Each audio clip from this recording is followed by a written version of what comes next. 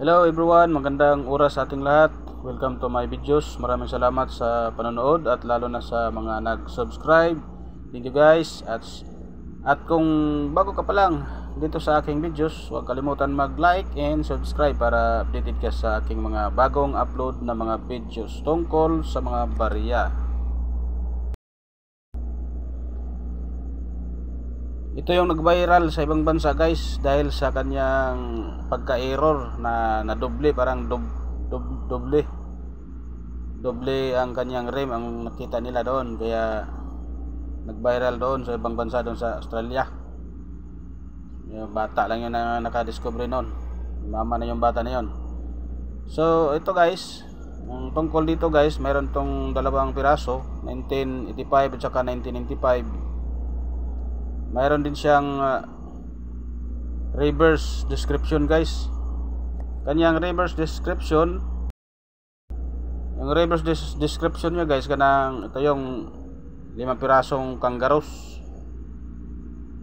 At ang catalog code niya ay may KM number 84. May mintage siya na 21,412,000. So ang diameter niya is 25 mm, may timbang siya 9 grams.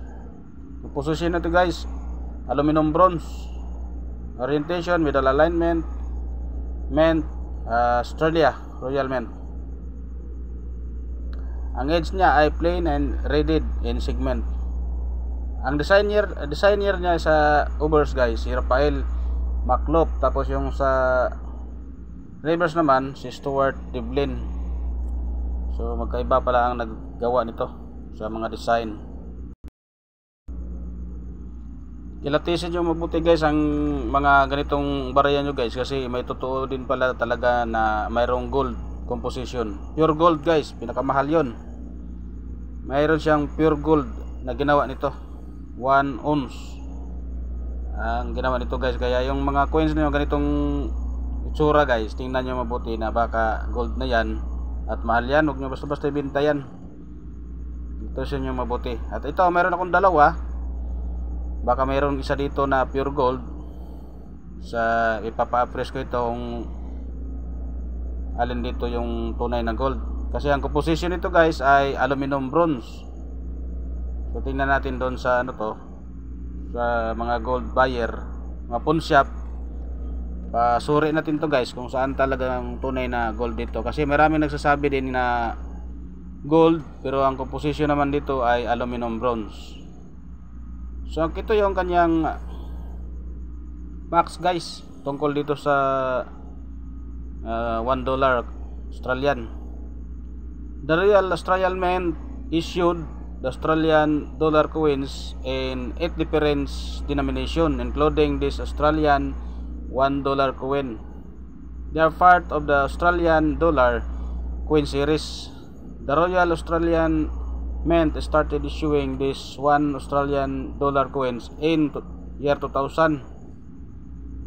Ganun pala yun guys, nagsimula pala to issuing year 2000 lang pala. They are currently still in the circulation, hanggang ngayon nagamit pa siguro ito. This 1 dollar coin from Australia features a circle of 5 kangaroos. So yan yun guys, 5 pirasong kangaroos on the back of the gold color. Tingnan mo, gold color pero aluminum pala, aluminum bronze pala ito. Coins in the portrait of Australian ruler. Yan yun yung isa, si Queen Elizabeth, tinatawag na Australian ruler, si Queen Elizabeth II. This is very special dahil daw sa unang batch nito, batch of $1 coins from year 2000 had been mistaken. So nagkamali siya ng produce or issuing in the correct obverse die, the head side, and subsequently entered the circulations. Sabi ni Kadja in Instagram yung post niya, astonishingly this error went unnoticed for a year or a two. For a year para or a 2 year. Distinguishing at 2000 $1.10 mule from a regular $1 coins is a relatively straightforward. The smaller Tencent die result in a pronounced double rim around the obverse of the coin. So according to the website guys, website sa Namista.com, ang estimated vintage dito ganitong ori, pero yung taon niya is year 2000, ay estimated vintage nila ay 6,000 to 7,000. So pwede rin sila ibaligya, ibibenta din sa market. Mayroon ring market price ya na 300 to 3,000 US dollar. Pwede siya ibaligya, pwede siya ibenta ng 300 hanggang 3,000 US dollar. So pwede natin ibenta to guys kung mayroon tong bibilin to. So nagkakalaga nito ng 171 pesos or mataas pa. So mataas pa doon sa 171 pesos guys, pwede natin benta. Meron pa ditong sinasabi, for most of us, the idea of carrying loose change in our pockets has moved from being handy for parking to an annoyance that makes you only want to use your card. However, that change takes on a whole new meaning when you consider that the same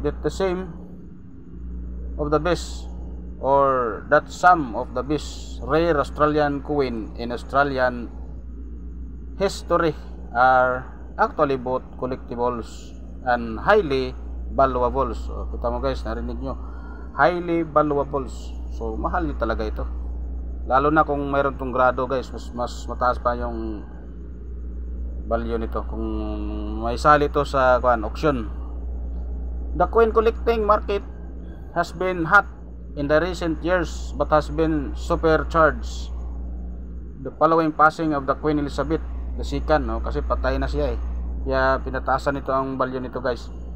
Last September, with a number of coins, the Royal Australian Mint that celebrated her coronation and platinum jubilee is skyrocketing in the value, with the coronation of King Charles III having taken place in May this year, and the updated currency set to arrive by the end of this year. Rare Australian coins depicting Queen Elizabeth II are expected to continue to rise in value, while the first coins depicting King Charles III will establish an entirely new collecting market. So tingnan nyo guys, mas mataas pa pala ang mabinta nito kung mayroon talagang magandang error at magandang klase pa ang mga coins nyo. Huwag nyo lang linisin guys, kasi nasisira yung mga coins nyo pagka nilinisan nyo, at hindi advisable din ang linisin yung mga coins nyo, kasi nawala yung kanyang rarity at saka nasisira yung kanyang shape dahil nababawasan din ang kanyang timbang. So, ganon guys, kaya hindi advisable maglinis ng mga barya. Hayaan nyo lang siya na pangit yung itsura, basta importante wag nyong linisan. Siguro punas-punasan nyo lang ng konti para hindi naman masyadong antay ditingnan. So yun guys, ang mga impormasyon tungkol dito sa ating $1 na mga nakanggaro. Nag-viral ito sa ibang bansa, doon sa kanila, sa US or sa Australia, nabibinta ng mahal. So maraming salamat guys panonood, at huwag kalimutan mag-like and subscribe. God bless sa ating lahat.